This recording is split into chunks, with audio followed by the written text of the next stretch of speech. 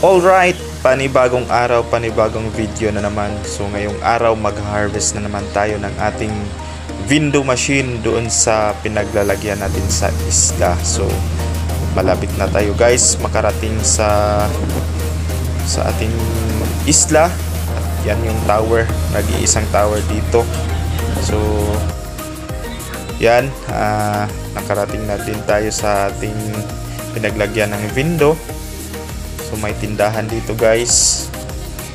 So sana malaki pa rin yung kita. So pangalawang buwan ngayon sa pag-harvest natin. So yan yung antina natin. Napakasimple lang ng setup but sulit naman yung kita. So yan yung window. At saka natapos na natin kunin yung laman. So yan lahat guys. So medyo okay na rin, no?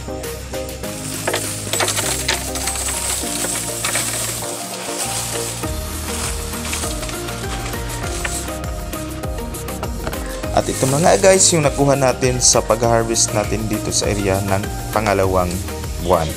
Barya-barya muna tayo ngayon guys. Pero darating din yung panahon na lalaki din yung business natin. Basta't mahalin mo lang yung ginagawa mo at huwag susuko sa laban. So yun, no? Kung bago ka pa lang sa YouTube channel ko, don't forget to subscribe para updated ka sa susunod na mga videos. At same din dito sa area, no? Pangalawang beses din na pag-harvest dito. So yan yung window natin. Ito yung laman. So medyo marami din guys. Laman nito is umaabot din ng 4,000 plus. So yan yung pagbibilang.